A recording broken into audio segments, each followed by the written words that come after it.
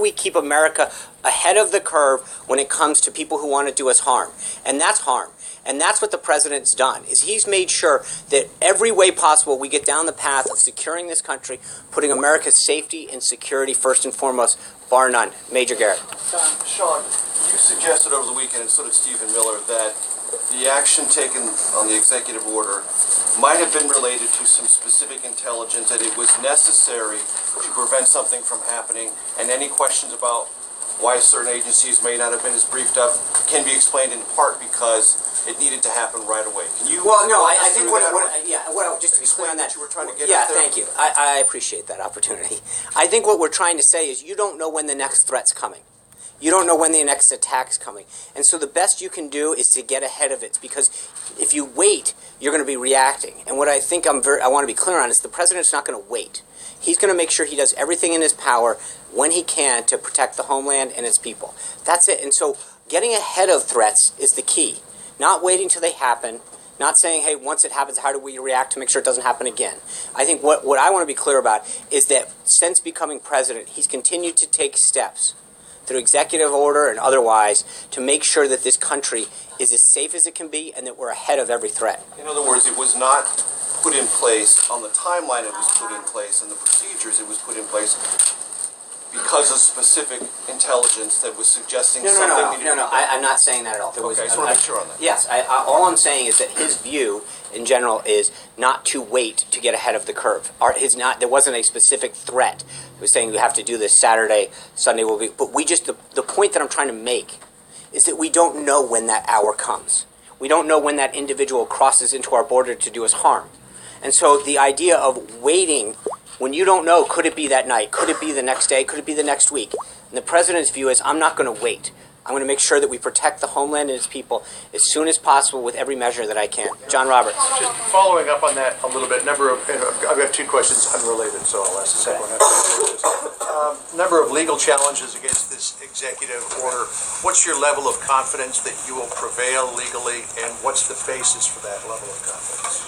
Well, and the most prominent case is the one in the Eastern District of New York. And I think we won't even have to prevail in that case. It doesn't make any sense. It deals with people who are being deported. The action never spoke to it, never intended to deport people. It had to do with how do we process people in and detain them until we ascertain whether or not they sought to do us any harm. And again, remember, we're talking about a universe of 109 people. There were 325,000 people that came into this country over a 24-hour period from another country. 109 of them were stopped for additional screening.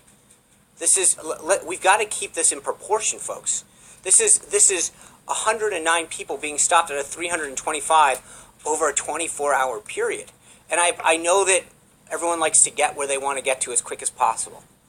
And I think the government did a phenomenal job of making sure that we processed people through, but we did so knowing so that the people who are coming in hadn't done anything that was seeking to do us harm. That's it, plain and simple. And I think that's an important thing to note, that when you actually look at the perspective of what's going on, and you note the polls that were going up this morning, majority of Americans agree with the president.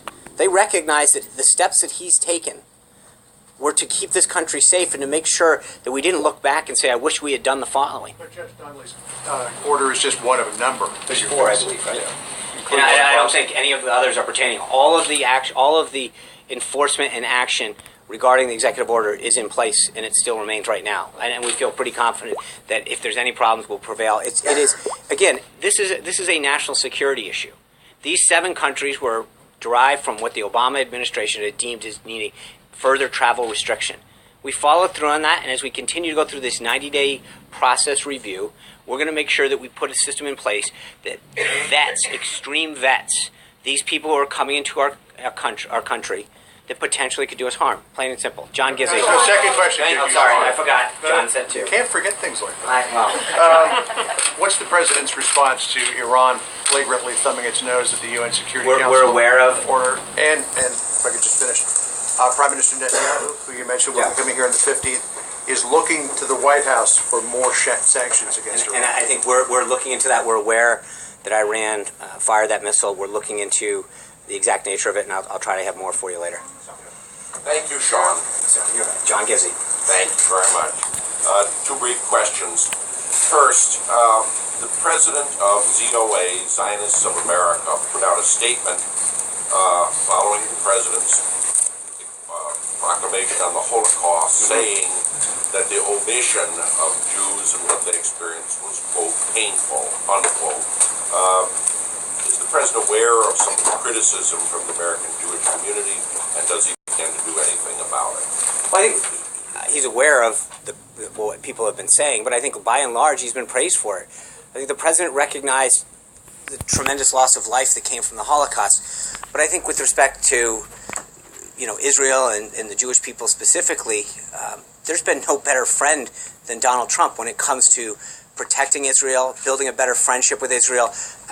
You look at what Prime Minister Netanyahu's talked about. He welcomes this administration. He appreciates the friendship and respect that he has shown to Israel and to the Jewish people.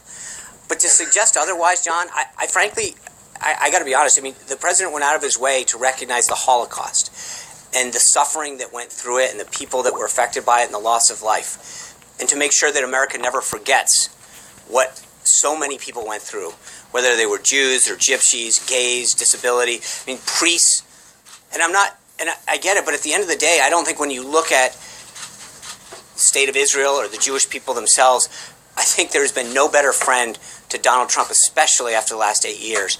The tremendous respect that he's shown Israel, the Jewish people, and to suggest anything otherwise is frankly a little disappointing. My own question. Mark, John, okay. Second question. We're getting way too into the second question. Thank you.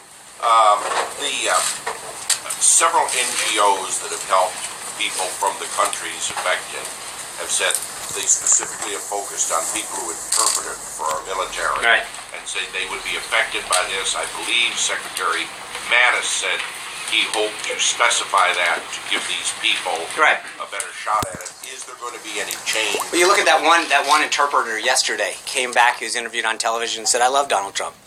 I think we recognize that people who have served this country, we should make sure that in those cases they're helped out. But that doesn't mean that we just give them a pass.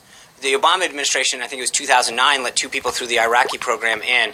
Those people came to the United States and tried to plan an attack in Kentucky. I think that we've got to recognize that people who have helped this country, who have served this nation, might not be citizens at the time, want to come here, that we need to appreciate the service that they've had. That doesn't mean that we don't let them in without a certain degree of vetting. And I think that's what we're going to do to make sure, again, that the onus is on us to make sure that we're protecting the American people. And that people who want to come into this country, do so in a peaceful way. Margaret, sorry. I'd like to ask you about Dodd-Frank. President Trump said this morning he's going to do a big number on Dodd-Frank, and I wanted to know what's the time frame for the big number? Is this legislation?